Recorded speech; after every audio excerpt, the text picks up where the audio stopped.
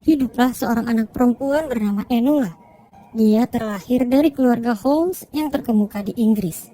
Sang kakak tertua merupakan politikus yang bernama Mycroft Holmes.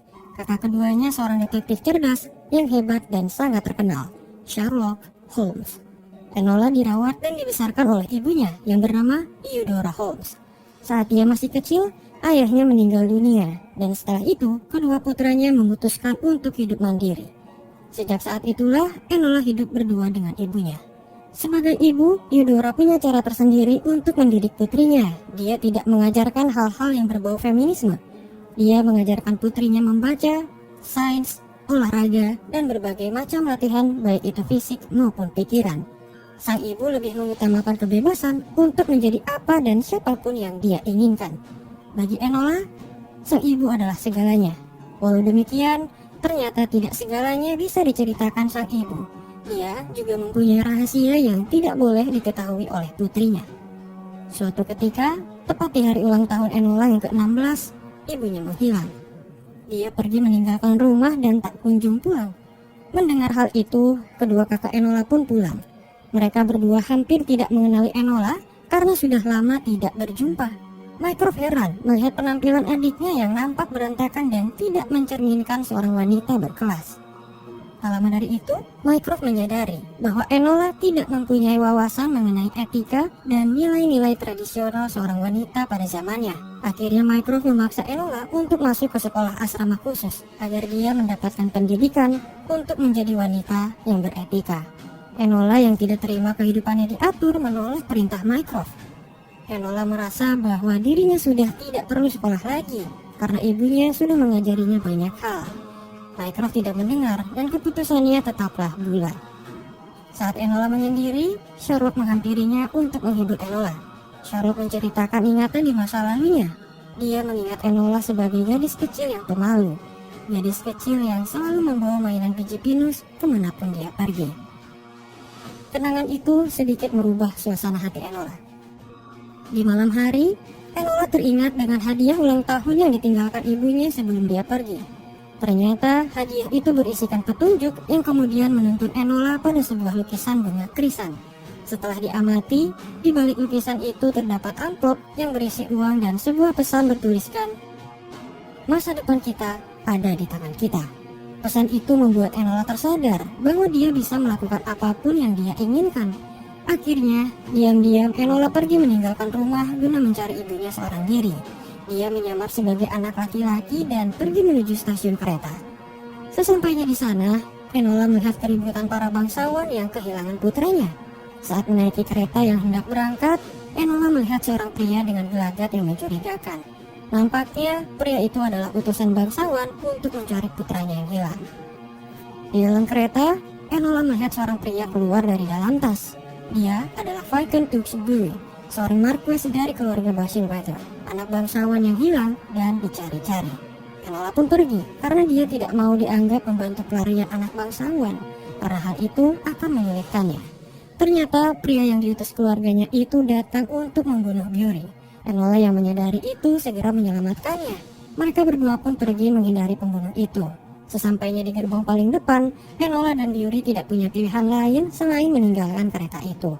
Di saat yang tepat, Enola dan Bury melompat. Mereka berhasil kabur dari kejaran pembunuh itu. Di tengah hutan, Enola dan Bury saling bercerita. Ternyata, mereka berdua mempunyai alasan yang serupa kenapa mereka pergi meninggalkan rumah.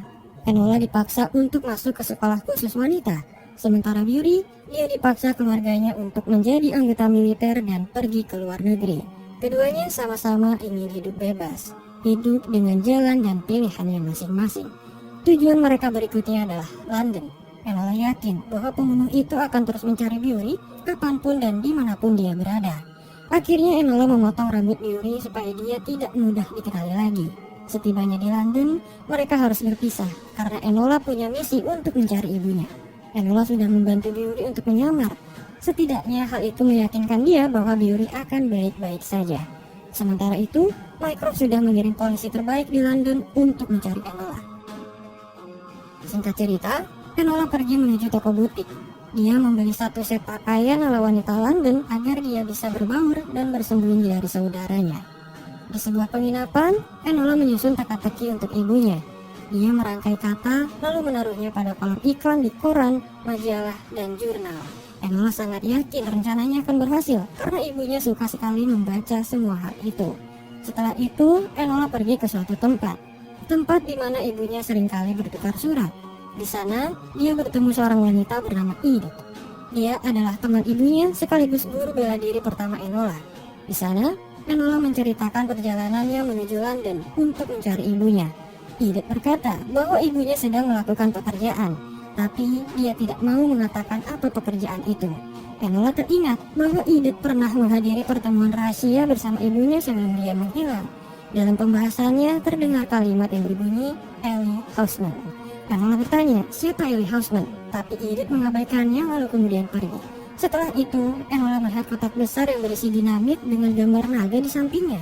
Enola sangat yakin itu adalah kotak yang sama yang berada di pertemuan rahasia itu. Merasa semua ini saling berhubungan, Enola menguraikan kalimat Ellie Houseman yang ternyata adalah Limehouse Lane, nama sebuah daerah di London. Enola pun pergi ke sana. Tak lama dari itu, dia melihat gembok yang diikat dengan pita berwarna ungu. Enola semakin yakin bahwa ini adalah tempat yang dimaksud, karena di pertemuan sebelumnya, semua wanita menggunakan pita dengan warna yang sama. Saat memasukinya, gudang tersebut dipenuhi bubuk mesiu dan beberapa alat untuk merakit bom. Di sana juga terdapat pamflet yang menyerukan protes, kerusuhan, dan pembangkangan sipil. Enola semakin penasaran apa yang sebenarnya direncanakan oleh ibunya itu. Saat dia kembali, pembunuh sebelumnya datang dan menyerang Enola. Dia tidak mau ada saksi mata atas upaya pembunuhan yang dia lakukan kepada Bury. Walaupun Enola bisa bertarung, pria itu tetap bukanlah tandingannya. Saat dia diseret kembali menuju gudang, Enola mematik api dan meledakkan tempat itu. Ini rencana Enola berubah. Dia akan menyelamatkan Bury dari upaya pembunuhan pria misterius itu. Singkat cerita, Enola menyamar sebagai janda lalu pergi ke mansion keluarga Bayswater, kediamannya Bury. Dia mengaku sebagai asisten Sherlock Holmes dan bersedia membantu untuk mencari putranya yang hilang itu. Di saat yang sama, seorang detektif bernama Lestrade menyangkalnya dan berkata bahwa Enola berbohong. Merasa perdebatan itu hanya omong kosong, mereka berdua diusir dari mansion. Setelah itu, Enola menghampiri tukang kebun dan membayarnya untuk bertukar pakaian. Enola juga bertanya, kemana Bury biasanya pergi? Ternyata, Bury selalu menghabiskan waktunya di sebuah rumah pohon di hutan. Di sana banyak sekali perlengkapan untuk menyusun rencana pelariannya. Dia juga membuat tujuan palsu pada sebuah peta agar orang yang mencarinya itu terjebak. Dan itulah yang membuat si pembunuh ada di setiap tempat itu untuk mencarinya. Akhirnya Enola menemukan tujuan Bury yang sebenarnya, yaitu sebuah kawasan perdagangan, Covent Garden Market. Tiba-tiba neneknya Bury datang menghampiri Enola. Dia sangat tertarik dengan sosok Pussy, peran yang diambil Enola ketika menyamar menjadi janda. Di sana, sang nenek bercerita, sebagai tuan tanah yang dipercaya oleh kerajaan, dia khawatir akan perubahan yang sedang terjadi di Inggris. Sang nenek juga berkata, jika Enola menemukan Bury, tolong sampaikan pesan kepadanya bahwa nenek sangat peduli. Keesokan harinya, Enola pergi menuju Covent Garden Market. Dia menemukan Bury yang sedang menjual bunga. Enola pun membawanya ke penginapan untuk menjelaskan keadaan dan hipotesa darinya kenapa Bury akan dibunuh. Bury bertanya-tanya, siapa pelakunya? Enola menjelaskan bahwa mereka adalah keluarga Bury yang menginginkan tanah, harta, dan posisinya sebagai pewaris tanah kerajaan. Tiba-tiba, seorang yang bersembunyi menghampiri mereka berdua. Ternyata, dia adalah Lestrade, detektif sebelumnya yang diperintahkan Mycroft untuk mencari Enola. Saat terdesak, Enola membiarkan Bury melarikan diri, karena jika tertangkap, nyawanya akan terancam. Sedangkan dirinya, dia hanya akan hidup terkekang. Dengan berat hati, Bury pun meninggalkannya.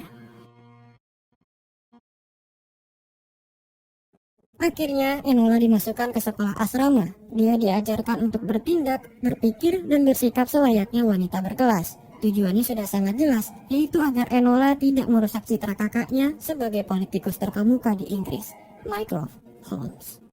Sayangnya, semua ajaran itu tidak cocok bagi Enola. Dia berontak dan mengacaukan sesi pelajaran. Suatu ketika, Sherlock mengunjunginya ke asrama. Sherlock memberikan sesuatu yang dia temukan di bawah bantal ibunya.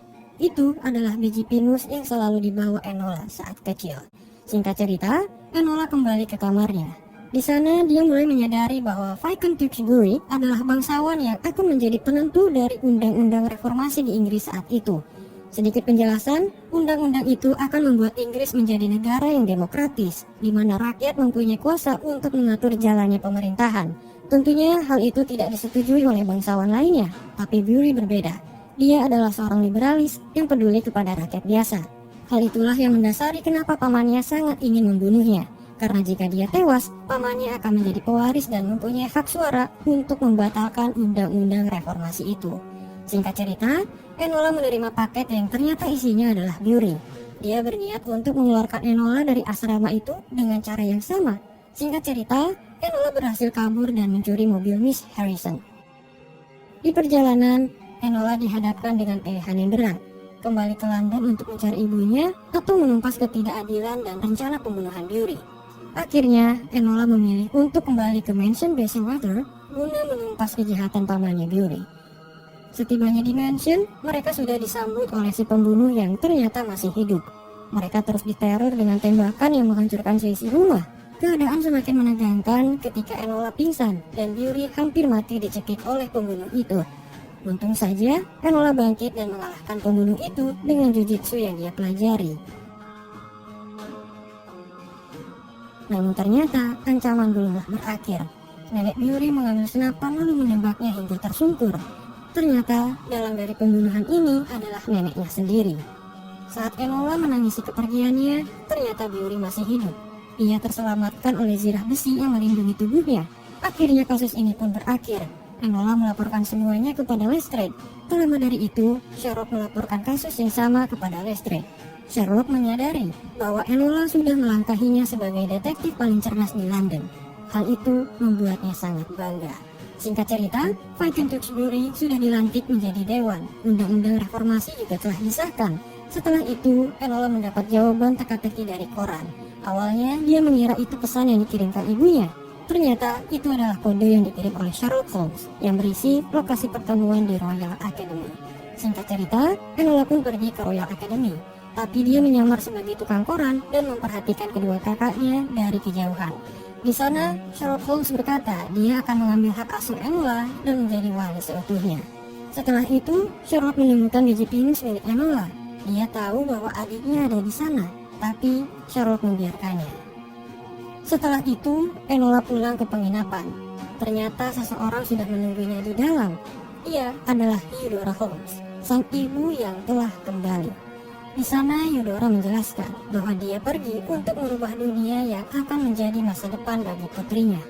Dia dan teman-temannya berusaha untuk menyuarakan undang-undang reformasi walaupun dengan cara yang ekstrim dan berbahaya. Tapi semua itu sudah berlalu karena undang-undang sudah disahkan dan Eudora sangat bangga kepada putrinya yang secara tidak langsung mewujudkan harapan para rakyat terhadap undang-undang reformasi itu. Setelah semua peristiwa itu, Enola mulai menyadari bahwa namanya yang dibalik menjadi alone bukan berarti dia harus hidup kesepian, melainkan hidup dengan jalan dan pilihannya sendiri.